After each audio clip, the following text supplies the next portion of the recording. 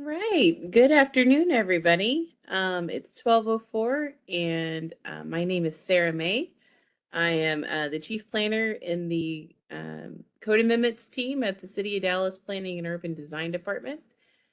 Um, I'm sure we're still having people filing in, but as you can see on our screen, we have a very brief survey for everybody, just to so we can get to know you and what you're interested in, just to kind of engage and learn a little bit more about y'all. And it's a really fun little poll and interactive um, thing that's free. So this meeting is about off-street parking code amendments listening sessions.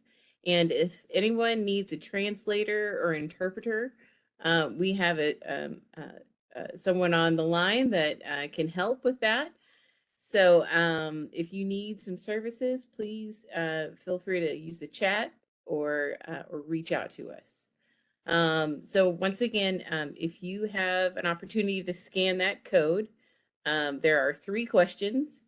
The first 2 are multiple choice, and the last one's just a word cloud.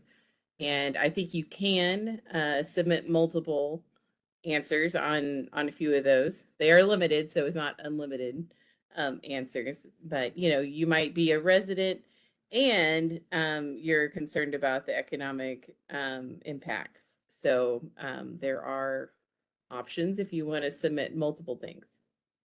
So I'm just going to wait and then maybe give y'all a minute or two to kind of go through there. I see that we have more people joining. Right now we have 16 that are in the survey, 17. So I'll just kind of wait until that number balances out, and then we can go through and it's a real-time survey sort of thing, so we can just kind of see who is attending today and what's on everybody's mind, even before we start our listening session. And at the end we will have some time for Q&A. So Michael has a great presentation. I think y'all are going to be really impressed. Well, at least maybe that's just me, but I think it's great. All right, so we're at 22 right now. Oh, and somebody left. A couple people. Maybe they're just already voted. All right, and I see some more coming in the lobby. And as the slides go, there's also a header. So I'll go ahead and start progressing through the slides. Okay, so again, welcome. Let's see if we can progress.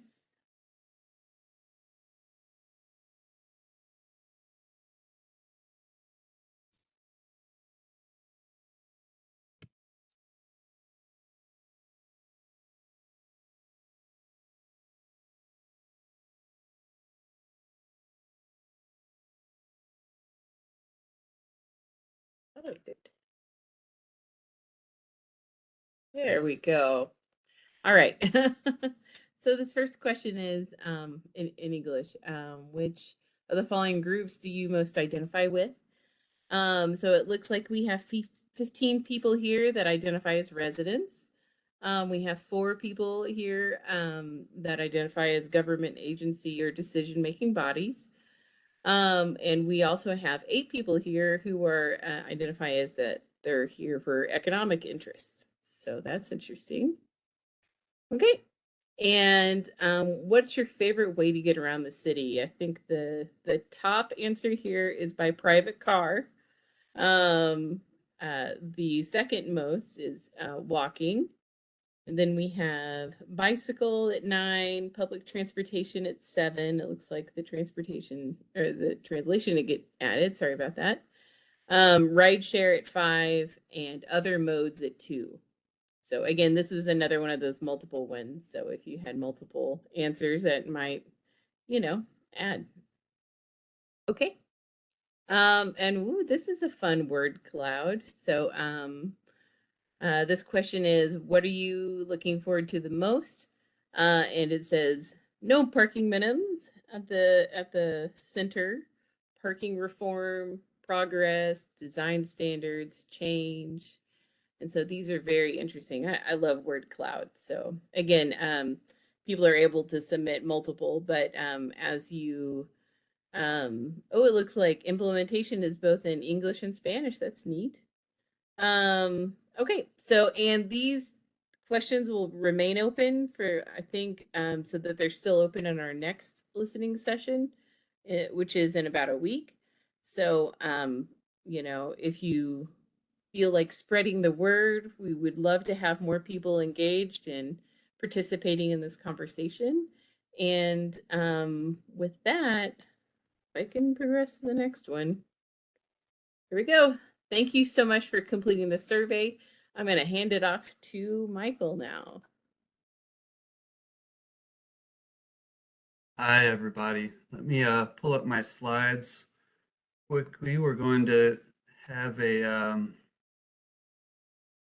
pretty fast-paced presentation. So let me share. Let's see. PowerPoint. Okay. So, yes, my name. Out of the way. My name is Michael Wade. I'm a senior planner. I work with Sarah on the Code Amendment Division in the Planning and Urban Design Department of the City of Dallas. And we're going to move pretty quickly today. I want to give an initial shout out to Jody, our translator, and also an apology. This is going to be fast, so let's move forward. Here's the City of Dallas, our beloved. If you stick a couple of your arms up in front of the screen, you can almost block out all those nasty buildings and sunshine and trees and just have the best part down there at the bottom. So today I'm going to talk at you a little bit about off-street parking mandates. We're going to spend a lot of time on the background to the study. Where did these mandates come from? Why are we studying it? And then what do we know about off-street parking and parking mandates? And then how do our city policies and plans speak to that? And I think once we get through establishing where we are and where the city vision is for where we're going, drawing a line from A to B hopefully should be a little bit clearer. Then we'll talk quickly about the timeline of next steps and open it up for comments and questions. So I'm a big fan of presentation style. Tell them what you're going to tell them, and then tell them what you told them. So here's what we're about to talk about.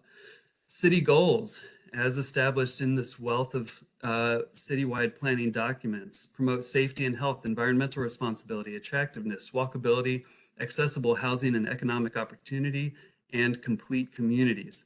Driving at as mass of a scale as we do in Dallas and DFW at large reduces safety and health, violates environmental responsibility, impedes walkability and attractiveness, inhibits housing and economic opportunity, and encourages incomplete communities. Providing parking directly results in additional driving, and we'll talk about that causal relationship, and further degrades attractiveness and walkability, prevents housing and economic opportunity, and prevents complete communities. Therefore, and this is the fundamental logic of the presentation today, regulations requiring off-street parking conflict with adopted city goals. This is an overall theme that we're going to come back to during the presentation today. Parking is a byproduct of our transportation choices. Transportation choices are byproducts of how we arrange our origins and destinations. So you thought you were logging on today just to talk about parking. Well, surprise, you're going to be an urban planner for the next hour. We're going to look at this from a 30,000 scale view and see how it all ties together. So where did this come from? In 2019, some businesses caught the attention of the news because they either could not open or had to go through extraordinary lengths to open because of our off-street parking requirements. This caught the attention of Councilmember Chad West, and then a study on the topic was initiated by the City Plan Commission in the fall of 2019. Very quickly, what are the parking minimums that we're talking about? Let's just do the nuts and bolts very quickly. In our development code, per land use, you are required, if you're going to establish one of these land uses, to provide a certain number of parking spaces per some characteristic of that land use. So if you see in the middle there, building, repair, and maintenance shop, you're required to provide one parking space per 300 square feet. If you move up a little bit, commercial stable, you have to provide one parking space for every two stalls, animal stalls. For residential, very often this is per dwelling unit or per bedroom. For something like a sewage treatment facility, I don't know if you read the article recently, it talked about how we have parking requirements that are in the form of parking spaces per gallons of capacity at one of these treatment centers. We provide exceptions to these minimum requirements for tree preservation, for adding bicycle parking, for a successful appeal to the Board of Adjustments. And then if you have a historic building and that's already a little underprovided with parking compared to what we require, we can work with that. We've got a whole ordinance about Delta theory. This is a Dallas thing. Where did these minimums come from? Let's go back in time and remember as we're doing this. Parking is a byproduct of our transportation choices. Transportation choices are byproducts of how we arrange our origins and destinations. It's under our control. This is a great picture from Los Angeles in 1910. Look at all of these people living city life, living their best life. It's organic, it's messy. You see all sorts of transportation styles here. There are motorbikes, there's a streetcar, there are horse-drawn carriages, and this being 1910, the motor car has just made its first appearance. You see the lone motor car stranded out there in the middle of the intersection with a horse-drawn carriage on a collision course. Um, this is believe it or not, a picture of highly sustainable transportation modes. The automobile catches fire. This is Dallas in the 1950s. People are just coming home from World War II. Housing subdivisions of affordable homes are being built out from the city center or in suburban developments. People say, hey, we can finally afford to buy a car. Everyone's doing it. Let's get two. Let's move out of the city. I can commute in to work. We can drive the kids to school, drive to church. We can drive to the grocery store. The car has really opened up opportunities for us. And so we did. We moved out to Levittown, Pennsylvania, Levittown, New York, Levittown, New Jersey. There's even a Levittown, Puerto Rico. Look up William Levitt if you're interested in the history of the housing subdivision. In DFW, we moved out to Richardson. Why not? This is 1949. They're about to run Central Expressway up through Richardson in 1953, 54. Let's go live up there, commute into work. We have these cars now. We can live far from our destinations and drive in to where we want to go. If you are a social science nerd, look up this study, An Economic Geography of the United States from Commutes to Mega Regions. This is how we live now. This is the urban form that we've built, and this is how society works now. Yes, there are people who live east of Dallas who drive west of Fort Worth for work every day. We have encoded this into how we've built. Not only do we get to use a car, we kind of have to use a car.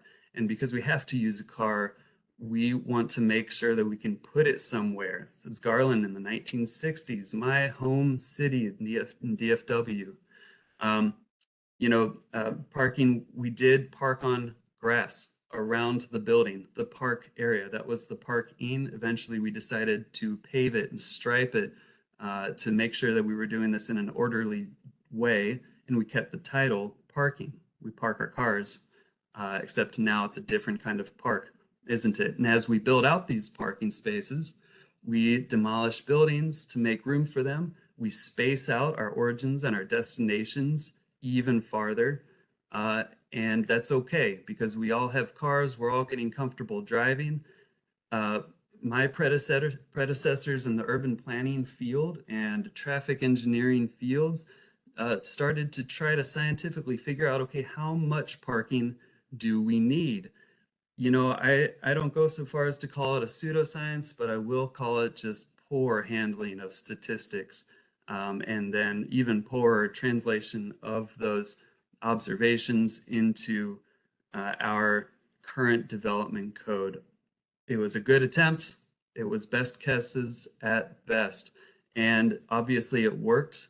We love driving, we love traffic. If congestion ever arises, we just add a lane and that solves the problem permanently and forever. If you can't find a parking space, just have them build one more and there will always be a free and convenient parking space. Excuse my finger. Well, just lied about all of that. No, we entered a cycle of automobile dependency. We all arranged our lives based on this new transportation technology. We arranged our cities and our homes and our businesses and workplaces based around the car. Now we can't do anything but drive a car. Walking out of the question, biking out of the question, taking transit out of the question. We live such low density lives now that transit just isn't making any sense, and it's a cycle. It feeds itself, and we are in this right now. So bring this up to modern day. This was initiated in 2019, and from 2019 through the fall of 2021, staff studied the topic. That was 25 ZOAC meetings, each with one or more staff reports, and these are gigantic staff reports. Go read them. We've got them on the website for you. There was a lot of public and stakeholder input. We had interdepartmental input. We looked at the code. We looked at conditions around Dallas. We looked at urban planning and traffic engineering best practices. We looked at peer city precedent, and we started to entertain a potential framework considering a partial reduction of our parking minimums. We also looked at establishing a transportation demand management plan, and we'll talk about that a little bit later, and then also design standards. So let's look at the premises behind this study and then how city policy reacts to those. What do we know about minimum parking mandates and provision of off-street parking? Well, we know that they were intended to address road congestion, ensure motorist access, and provide auto storage. How did we do? Big success. The automobile is king. Walking, biking, transit, out of the way. We need this right of way for the car. We built around it, and we built now in such a way that we can't live without it. What else do we know? Off-street parking leads to single occupancy vehicle trips. Also, off-street parking leads to construction of more parking by increasing single occupancy vehicle trips. This is the cycle of auto dependency and what I call an auto requisite city. Walking, biking, transit out of the question because we've built it this way. We chose this. What does the literature say about single occupancy vehicle trips? This is a very interesting study from 2021 showing not just a correlation relationship, but a causal relationship between providing parking and the way that people incorporate and rely on vehicles in their lives.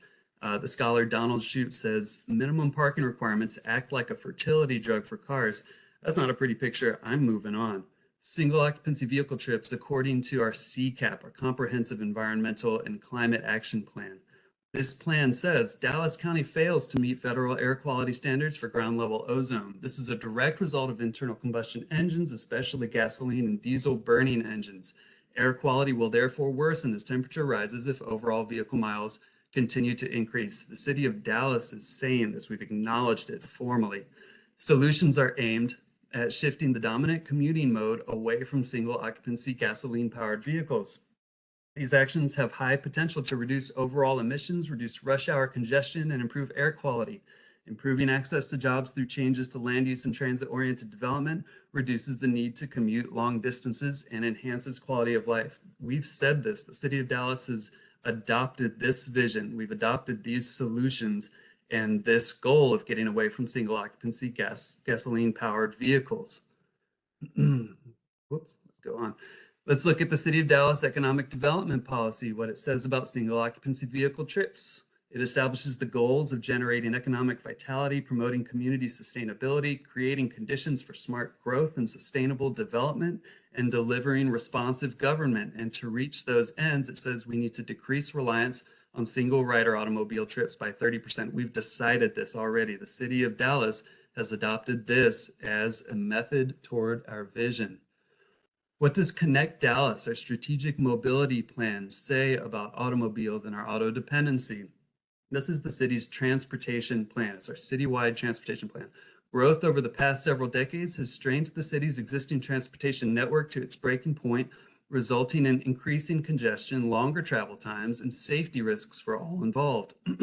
Connect Dallas represents a major shift from the auto-centric traditional model to a multimodal strategic model of planning. We've adopted this. This is what we're doing. We've decided it. The plan promotes compact growth and transit-oriented development and seeks ways to give people more choices in how they travel, especially for short trips. This is very important because this is not just a move cars fast plan anymore. We are promoting compact growth, transit-oriented development, more choices in how we travel. I'm going to take a quick moment to look at transit-oriented development. This is a concept that comes up pretty frequently. Usually when we think of TOD, we're thinking of cool TOD, we're thinking of classy, glassy towers around trees and people walking around with lattes, and there's a rail that slides through in the morning and we're all smiling going to work. But there are other kinds of transit-oriented development that is transit-supportive neighborhood styles. This is what I call urban village TOD. This is Live Oak and Skillman. In this neighborhood, you've got everything from single-family homes up to small apartment buildings, but mostly you've got duplexes and triplexes and 5-unit buildings. And they are blessed by DART with 2 high-frequency bus routes to the west and to the east. This is another one, 12th and Tyler. Again, duplexes, triplexes, 3-unit buildings. It doesn't always have to be towers in the park. Look at the little duplexes on the right. I call that tiny TOD. That's my term. You heard it here first. I give you license to use it. This is what I call transit disoriented development. I won't tell you where this is in Dallas. If you grab this PowerPoint from me afterwards, you can see the street names. The point is that these are large lots. All of the people living here are far from any of their destinations. They have to drive. And I can tell you that if you compare this to a DART system map, you'll see there are no buses, no rails, no DART provision here. So let's keep going. What else do we know? Parking minimums require finite land resources to be used in ways that often conflict with city policy. The impact of this: less housing and less affordable housing, impaired walkability, a suppressed tax base. We've got a lot of land that's not generating the revenue that it could, and lost opportunity for economic growth. If you haven't seen these charts, these are great. I'm not sure who to attribute them to. They've kind of circulated so much, but they just show if you want to open a restaurant, you actually need 3 times the amount of our valuable land in order to open that restaurant. What other city policies or plans are impacting parking? A very important one is being created right now by the Department of Transportation. That's the Curb Management Policy Study. I think their window for public comment on their final draft just closed, but if you go to our website for this off-street parking study, we've got a link that will take you right over to their website for their on-street curb management study. They are looking at parking on the street. That includes parking benefit districts, it includes loading, it includes electric vehicle charging stations, it includes how it interacts with the bike lanes and all sorts of things. This is really the other way, the other side of parking for Dallas. It's very important. Go check it out. We've got our sidewalk master plan and our bicycle plan that actually is being updated right now. The bike plan is being updated. So go find that, go weigh in on it. Those are just extensions of Connect Dallas. Again, fleshing out the multiple modes of transportation that we're encouraging today, clawing back a little bit of that public right of way and changing our land form so that we have options for how we engage in transportation. The Forward Dallas update. If you are following anything about Dallas, you know that we are creating our first ever place type map. This is our future land use map and our policy document around that. This is huge. This really impacts everything about how we arrange our origins and our destinations, which impacts transportation. So go weigh in on it. I think they just set up some new dates, a new schedule of public input. So hopefully they will be coming to your neighborhood soon. You can find that online or email me. I'll send you all the resources that you need to interact with that. We have our housing policy that sets the goal for how much housing we need. And I'm going to keep moving on, but it's a lot between what we set in this vision document and what other studies say that we actually need. I just read something saying we need 19,000 new homes a year. It's wild. We need to free up land to do that. And then our economic development policy as well. We need job opportunities. We need revenue. What else is informing city policy on parking? The North Central Texas Council of Governments is creating their parking management toolbox. It's very cool work. They're also doing a lot of studies, not just around TOD, but actually right now they're completing a study of parking at Deep Ellum. They're deeply engaged in this. Austin, Texas, the city council there just directed their staff to bring them amendments to eliminate parking mandates from their code. They hope to be doing that by the end of the year. Just learned yesterday that Denton is considering something similar at the level of their plan commission. And then if you look at this map on the right, this comes from the Parking Reform Network. This is their mandates map. It's a cool way to find out which cities have reduced or eliminated their parking mandates, which states have weighed in, and find out more information. It's clearly happening across the country, across the Western Hemisphere. And I never thought as an urban planner I would work on a hemisphere level, but here we are. So what are the big takeaways before we launch into the staff direction section? What our city priorities are as adopted, as decided on: reducing single occupant vehicle trips, encouraging other modes of transportation, making a safer, healthier, and more equitable and more beloved environment. And I use the word beloved there. Check out James Howard Kunstler's book, Geography of Nowhere. He explores how we engage emotionally and mentally with the places around us. Also check out Happy City. These are good resources. We need to be using land for their highest and best uses. This is our priority. What I couldn't find as a priority in any of these documents: ensuring free and abundant parking. So what did I say I was going to repeat? Regulations requiring off-street parking conflict with adopted city goals. So where does this leave staff? Staff now is considering removing parking minimums from our chapters 51 and 51A, just getting them out, zeroing them out. Implementing a transportation demand management plan, and I'll go quickly over what that is, and then talking about some design standards to enhance the sustainability and walkability of our public space. So chapters 51 and 51A govern our, this basically encompasses our development code, our zoning code, our basic zoning districts and land uses. The red lines will basically look like this. We're going to zero them out.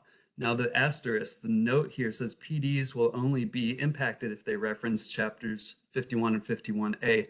We have planned development districts in Dallas. We have over 1,100 of them. They're like mini zoning codes. Some of those refer their parking requirements to 51 and 51A. Those will be impacted. Some of them have their own unique, customized, explicit parking requirements within the PD. Those wouldn't be impacted. So PDs interact with chapters 51 and 51A in a complicated way. These amendments that we're talking about are impacting chapters 51 and 51A. Travel Demand Management Program, or Transportation Demand Management Program. The goal of this is to reduce single occupant vehicle trips that a project generates. So what it looks like is a new development of a certain scale, that is a commercial building over a certain number of square feet, multifamily building over a certain number of dwelling units is assigned a point value target, let's say 100 points. The city presents strategies to incentivize alternative modes of transportation with point values assigned to each strategy. So for instance, if the development team improves the pedestrian area above the minimum standards, they might get 5 points. If they install a bike repair facility, it might be 5 or 10 points. If they subsidize transit passes for all of their employees or residents, 5 or 10 points. And then a project will not be approved until it implements enough strategies to achieve the assigned point target. And we have several reports in our archive of reports from 2020 and 2021 going over this TDM program. Design standards. The goal of this is to encourage pedestrian connectivity, create cohesive visual identity, and an attractive street scene. and mitigate or reverse any contribution to stormwater runoff and the heat island effects. These are encapsulating our shift from quantity of parking to quality of parking. This is Dallas. We're all going to drive somewhere, someday, sometime. When we park, when we store our vehicles, we need this to add high quality infrastructure to our pedestrian experience. I think our sidewalk master plan opens with the line, every trip begins and ends as a pedestrian trip. And so even our automobile storage needs to be great for the pedestrian experience. These will be based on the complete streets typology, so we can customize them a little bit more to the on-street transportation situation. A quick note on what we're not proposing. We're not proposing to remove parking spaces, limit construction of parking spaces. What I am talking about right here today are not parking maximums. This amendment will not impact in any way your parking spots on your property. That is, as we're considering it right now, simply removing mandates. You may have cars as usual. You may build parking spaces for them as usual. Your parking spaces will not become illegal because of the amendments that we're talking about here today. We're proposing to remove parking mandates, not to remove or to limit parking. So what's the expected impact of these proposals? And I know it's pretty high level still, but we just wanted to give you an idea of our direction. This is going to change very slowly. This is Dallas. We're all driving. Developers are still under pressure to build parking, especially behind the scenes on the financing level. Lenders, commercial tenants, residential tenants, people will still be building parking because we have this culture so firmly entrenched, and we're going to be honest, keep propagating this a bit slowly over time. We're seeing this as an investment. When you're young, you invest $5, $10 every year, $100, $200. It begins to grow, and it's different because you started early. And so we need to start now so that the slow change can end up having a massive impact for the next generation and generation after that. This is what urban planners think about. On-street impacts are addressed by the Department of Transportation Curb Management Policy Study. Would love to refer you to them. We expect encouraging landforms that allow for transportation options. Again, we want to reverse the auto dependency cycle, encourage walking, biking, transit use. We can choose to do this, and we can choose to do this right now. We're expecting more homes to be built at, a better affordability than what they would otherwise. We might see special impact at shopping centers, malls, et cetera, places with massive surface parking lots that were built for peak parking. Those are kind of they can be the easy wins, to be completely honest. And then small scale and infill development. Is there a lot where you could build 5 units if you could build a 6th unit to make it pencil, but the parking requirements won't let you build that 6th unit. And so now you can't build any homes at all. That's 6 homes not on the market and not housing people. We expect this to relieve upward pressure on land development costs and then increase our tax base as well. So what's next? Staff is bringing this to the Zoning Ordinance Advisory Committee this fall. I think we're looking actually at August 15th, maybe the one after that. We're putting the briefing together. City Plan Commission recommendation and public hearing later in the fall, and we hope to have it to council by the end of the year, ? We'll see. We can't let Austin win this. Dallas, let's go. Let's go. So let's review very quickly. I told you I was going to tell you what I just told you. City goals promote safety and health, environmental responsibility, attractiveness, walkability, accessible housing and economic opportunity, and complete communities. Driving at a mass scale conflicts with these goals. Providing parking encourages driving at the scale that we do. So regulations requiring off-street parking conflict with adopted city goals.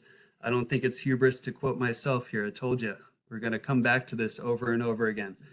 Again, we're not saying that parking will be affected. We're saying the regulations, the mandates requiring parking to be built, requiring property owners to take on the burden of the additional cost, which they're passing down to residents, which they're passing down to customers at their business, just taking off that burden. If someone wants to drive a car, they will just have one extra moment of decision over time, as this has a greater an impact. Okay, thank you guys for staying with me. I know that was a lot and I know it was fast. I'm going to stop sharing here and we can go right to the comments and questions. Again, this URL down in the bottom left brings you to our city website for this code amendment study. And we have a lot of great links and literature on there. Also, would be happy, I think we're going to make this slideshow public. Got some more information in the notes there. So I'm going to figure out how to stop this darn old screen share here and turn it back over to Sarah. Thank you so much for bearing with us. Hi, everybody. While he's gathering, I also wanted to go ahead and reshare that survey for anybody that may have came in a little later. And let me make sure that I'm back at the beginning so that whenever I get there, you see the right thing. Let's see. Room. Share. I think you can see it. Let's go full screen and present. So for those that may have come in a little late, you would you can use this QR code, or you can go to menti.com and enter this this number on it. And I'll just leave this up for a minute and just kind of give y'all a second to find your phones or whatever you want to do. And Michael, whenever you have a chance to maybe pick out your first question that you might want to tackle, then I'll stop sharing and then I'll help find a second question if there is one. And Sarah, it may just be me, but I'm not able to see your screen. Oh, you're not? Okay. Yes, it's probably me. Let's see.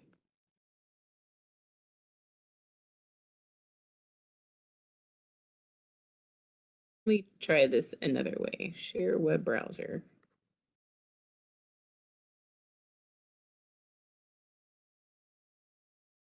Oh, well. Yes, we can see it. Thank you. I like the full screen view. There you go. That's a little better.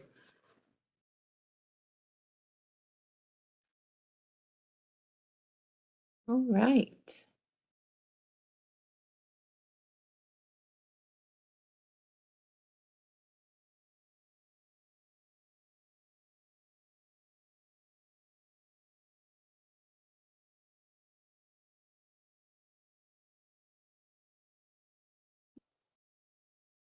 I think last time we had about 18 people to participate, and then I noticed we had a lot more people online.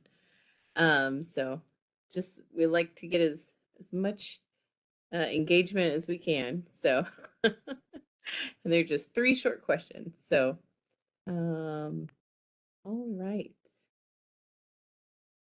And if you would like, Sarah and Michael, I can read a couple of the questions from the chat while people are Sure.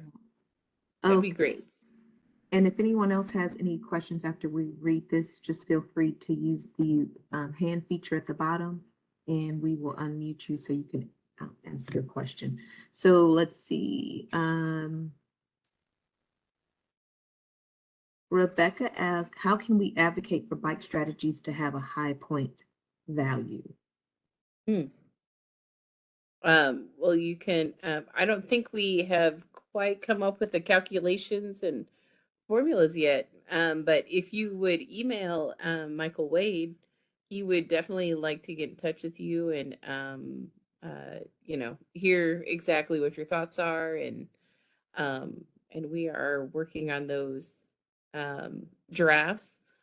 And from what I understand, it's going to be a work in progress. So those numbers are going to be a big part of our discussions. And we've got a lot more discussions to come before anything's final. Thanks, You gonna Sarah. I add to would that? add on to that.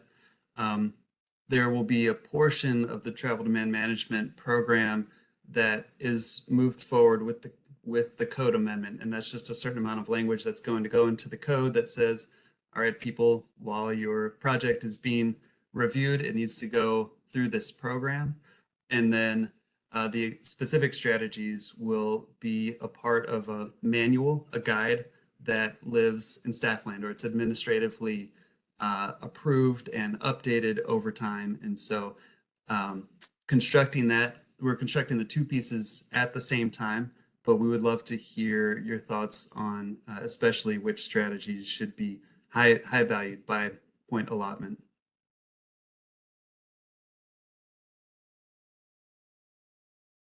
Okay, and Michael and Sarah, there's some questions in the chat that relate to like a timeline for council expects to make a decision, and when and where do you need people to show up to help support these changes?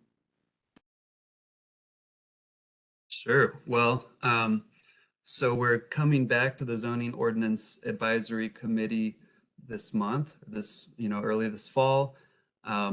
We are hoping to have some good conversations there. And then after that, it goes to the City Plan Commission. We expect some conversation there and then to the City Council. So very generally, we would love to get it to the City Council this winter. That's just sort of the city government timeline, how all the meetings work out. We've got a lot of great appointed officials that give up a lot of their time to review these important amendments. And so we have other code amendment projects that they're reviewing. We have other developments and plats and everything that these same people are reviewing. So we hope to bring it to the city council starting before next year. That's a goal. That's what we're pushing for. It will depend on some of the conversations that we have. It will also depend on people if you want to show up. So we not only have public zoning ordinance advisory committee meetings that you can watch. And Sarah, you might comment on whether people and how people can interact there, but then we have to have, and I say we have to, like it's a burden. We have public hearings at the city planning commission level and at the city council level. And so those are formal times, in addition to just talking to your city council member, to your local city plan commissioner, sharing your opinions and thoughts with them. These people are really the ones who are taking on the burden of the big decisions on directing the city. Sarah, do you want to talk about ZOAC? Sure. Every time we post a meeting to ZOAC, which is the Zoning Ordinance Advisory Committee, which is the first step in the public hearing process of amending these off-street parking requirements, we will post an agenda on our code amendments webpage. So, and on that agenda, there's a link to sign up. It's just like a form that you'd fill out, write your name, email address, and phone number. And it'll also have a link to join the WebEx meetings. And if you prefer being in person, which we encourage you to do, you don't have to sign up. You can just show up the day of the meeting. During the meeting, and when we get to the end of the presentation and it's time for discussion and questions, they'll call for public speakers. So, yep, it starts at ZOAC, then it'll graduate eventually to CPC, hopefully, and then CPC will eventually send that on to council, hopefully. Yeah, so anytime you can either speak or write us an email that you'd like us to share it with whichever one of those bodies we're at, we'd be happy to, redact your personal information, like your private email address, and share that with the decision-making body at the time. So those are great ways to be in touch. Great, and there's one more question that I'll ask from the chat, and then we can move on to Shelley to ask her question. So the question in the chat is, how will areas without TOD be considered? DART does not support all of the city. How is staff proposing supporting these areas? And Lori, if you wanted to just expand on that a little bit, I can unmute you as well if you wanted to expand on that. Okay, I will. Can you hear me? Okay. Yeah. I live in a one of the largest districts. I have over 55 square miles. I have only one DART railway that only has 2 stops for the whole entire 55 miles. If and we are a district that is extremely auto-centric. DART at the last redesign actually removed most of the bus lines that supported this district. So not only do we have no DART rail trails, we have no bus stops, and we can't support ourselves on walking. And then we have a large community that is aging, and people like me who I hate to call myself disabled, but I've had 2 knee replacements. So I'm a metal girl.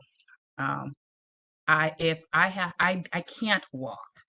And it seems that the presentation does not take into account those that look like my community, those that have the needs of my community. And we have no relationship with DART that says DART must support a community. So how is the parking reforms going to address that?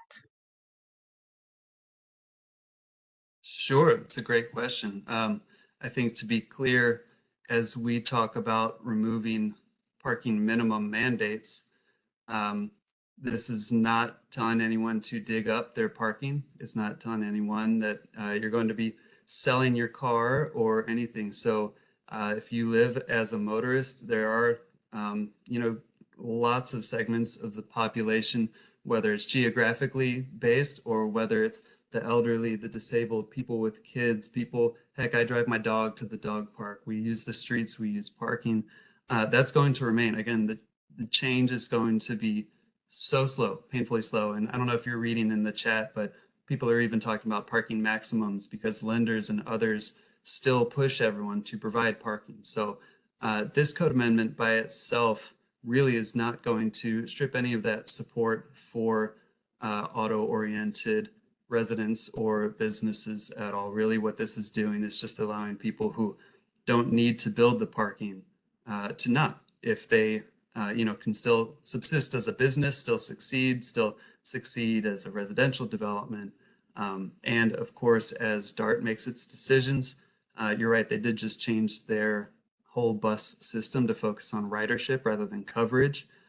As they make those decisions, they're looking at what kind of neighborhoods we're building and choosing to live in. So if we live in a really sprawling, horizontal, single-family neighborhood, DART is going to deprioritize us. Our sidewalk master plan is going to deprioritize investment in that area.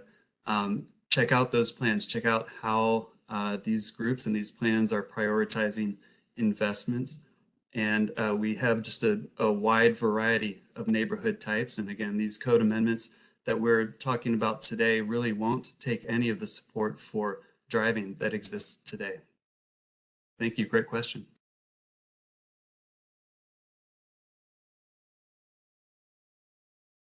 And we have a question from Shelley. Shelley, if you want to go ahead and unmute yourself and go ahead. Thank you. I appreciate the opportunity to listen in today and hear all the work that's been done on this. Michael, you mentioned about all the PDs in Dallas, of which, what did you say, 1,100, 1,200?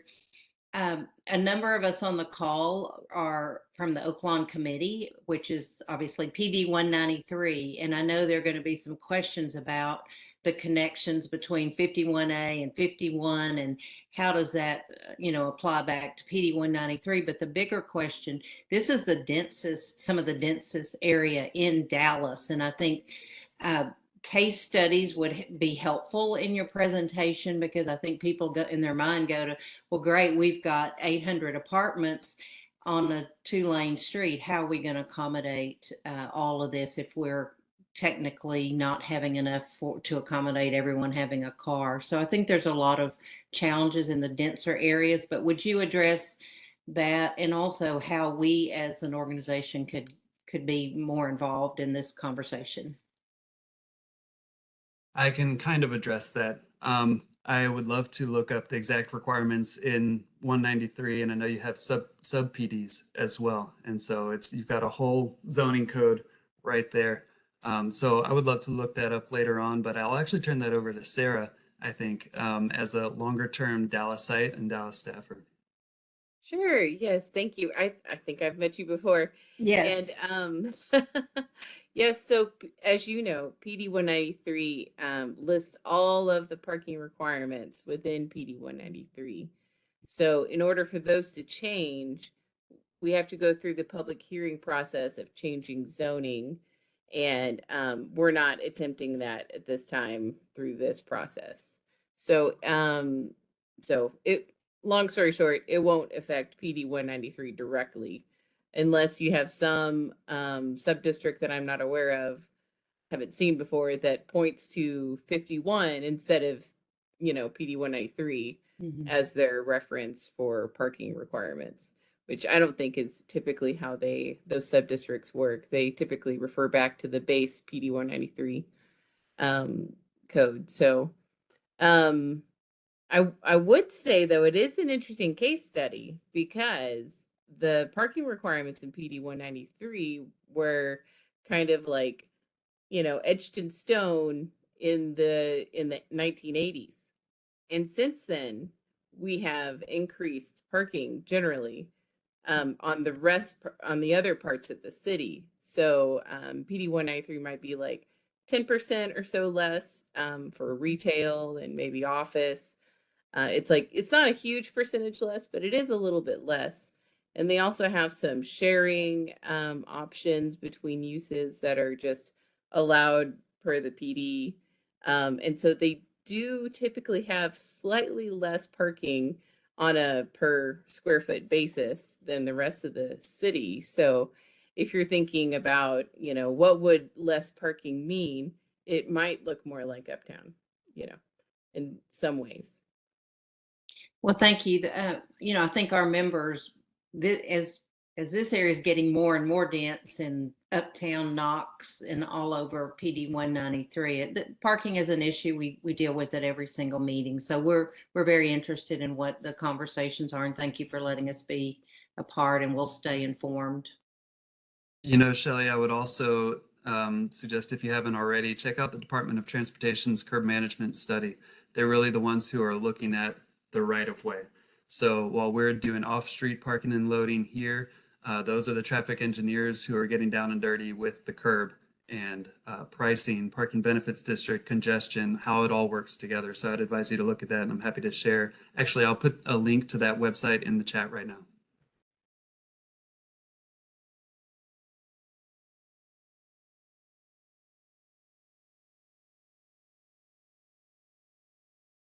And there's a question from Elliot. Go ahead, Elliot. Question.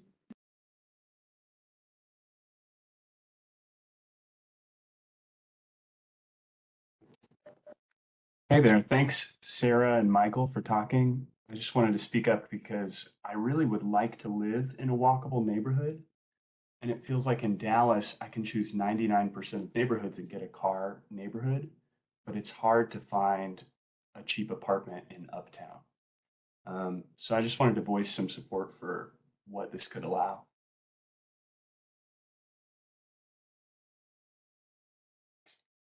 Great, thanks, Elliot.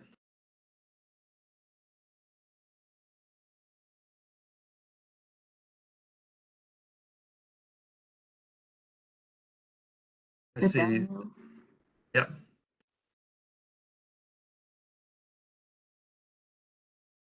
Hey, this is Nathaniel Barrett. Um, I just want to voice support for eliminating these parking mandates.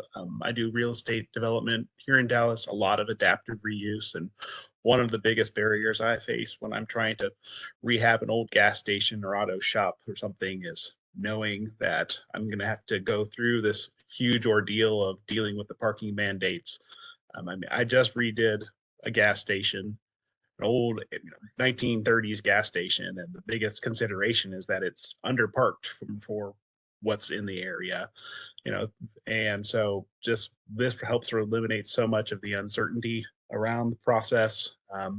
And I just also want to offer the comment that when I do a development in an area that has no transportation alternatives, there's no way I'm not going to build parking. So I would put those fear to rest that the DART doesn't go there. There's no sidewalks, there's no bike lanes. That trust me, I'm going to be providing lots and lots of parking. And in the same way that a grocery store is grossly overparked because they know everybody's driving there and they like to have a big old parking lot. People are going to do that if the main demand is there. So thanks for taking these great steps towards a more livable, affordable Dallas. Thank you, Nathaniel. And it's good always to have that perspective and that reassurance. Still going to be building parking. I did want to point everyone to the chat where it looks like actually public comment for the curb management plan. Again, Department of Transportation's work is going on through August 25th. So I put the website in there. Go there, check out the draft plan. Again, these are the traffic engineers who are really taking a hard look at everything from curb to curb.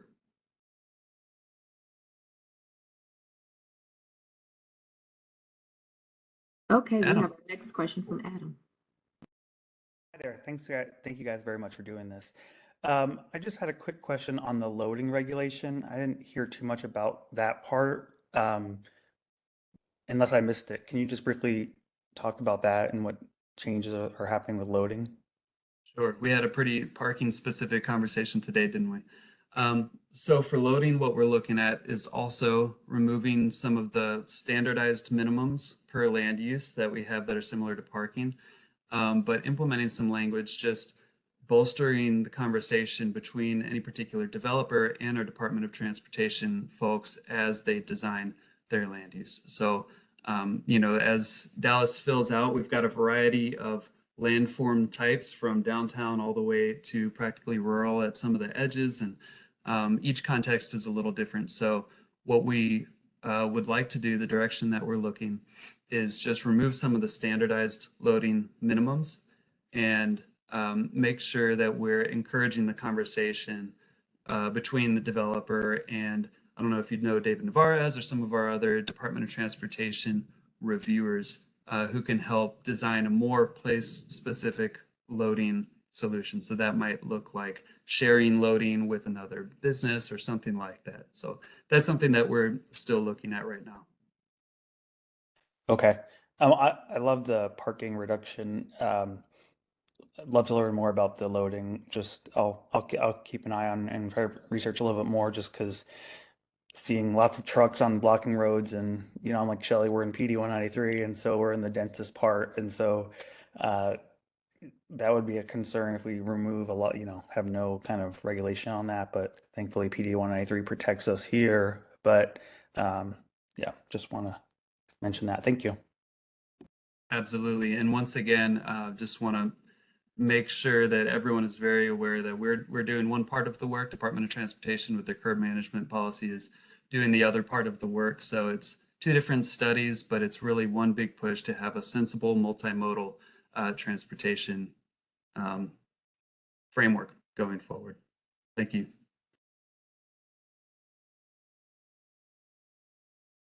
Sarah, I'm seeing it's 1 o'clock. Jolanda, any final words before we turn these people free from their brief time as an urban planner? Okay.